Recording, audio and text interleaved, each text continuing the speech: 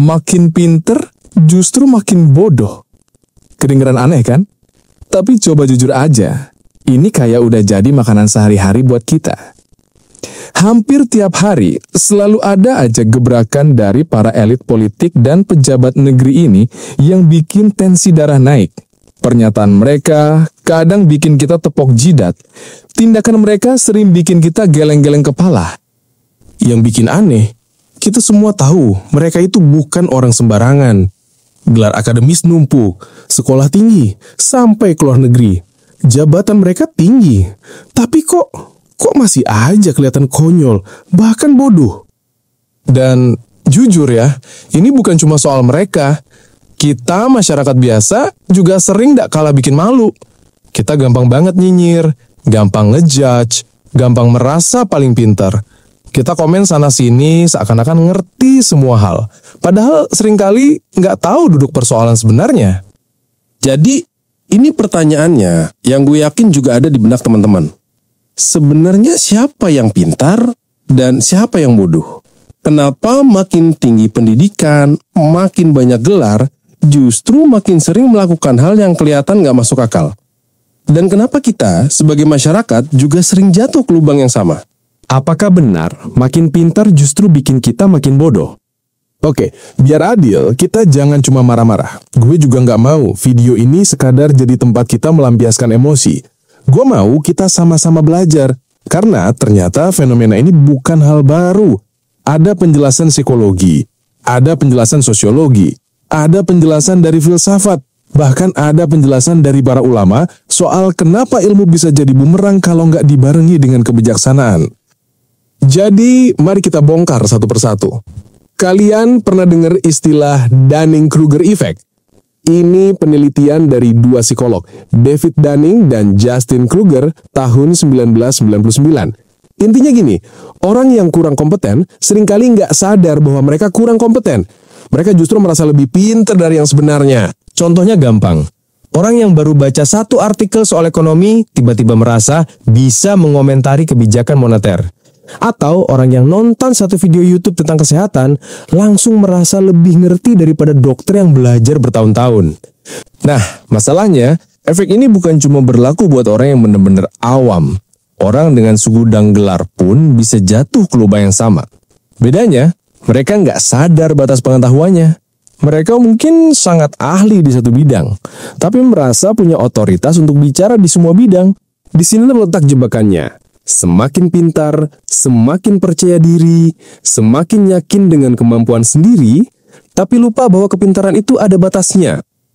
Ada lagi penelitian dari dua peneliti bernama Hugo Mercier dan Dan Sperber.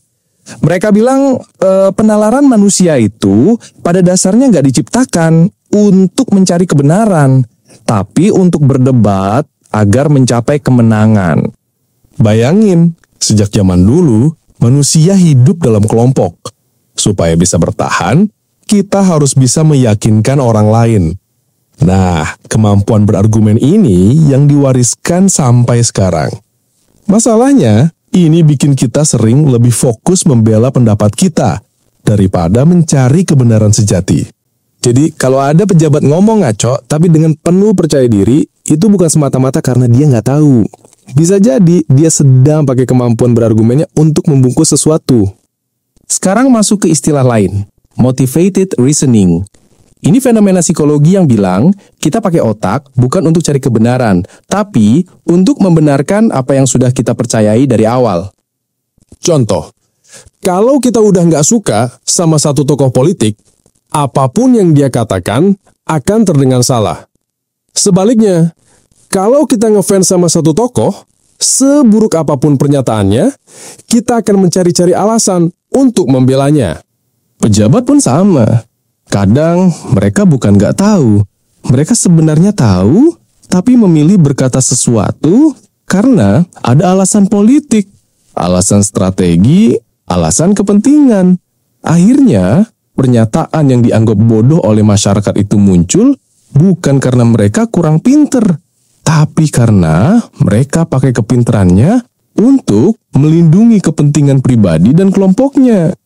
Ada lagi istilah curse of knowledge. Ini terjadi ketika seorang ahli lupa bagaimana rasanya menjadi nggak tahu. Mereka ngomong dengan bahasa teknis, dengan asumsi yang terlalu tinggi, sampai-sampai orang awam nggak ngerti apa yang sedang dia katakan.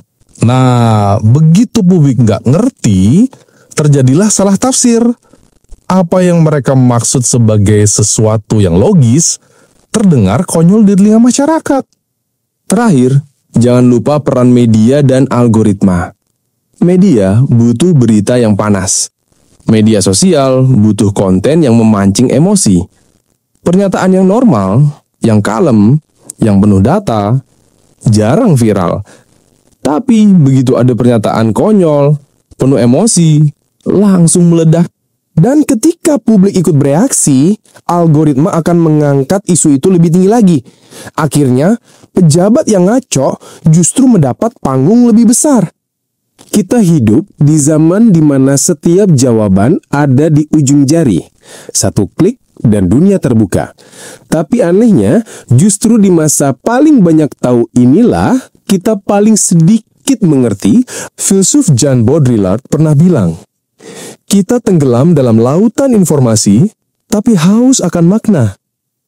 Pengetahuan membanjiri kita seperti air bah, data, teori, opini, analisis, tapi tak satu pun mengajarkan kita cara menjadi bijak. Manusia modern mencintai kepintaran, tapi melupakan kebijaksanaan. Kita memuja kemampuan analisis, tapi kehilangan rasa heran. Kita sibuk mencari kebenaran objektif, tapi lupa bertanya, untuk apa kita mencarinya? Inilah paradoksnya. Makin kita tahu cara dunia bekerja, makin kita merasa berkuasa. Tapi di saat yang sama, makin kecil pula ruang kita untuk benar-benar merasakan dunia. Ilmu pengetahuan membuat kita paham struktur atom, tapi tidak membuat kita mengerti mengapa kita menangis. Kita tahu bagaimana cinta bekerja di otak, tapi tetap gagal memahami arti kehilangan. Sokrates pernah mengatakan, "Aku tahu bahwa aku tidak tahu." Tapi manusia modern berkata sebaliknya, "Aku tahu segalanya." Dan disitulah awal dari kebodohan baru, kebodohan yang lahir dari keangkuhan pengetahuan. Kita tidak lagi mencari kebenaran, kita hanya mencari pembenaran.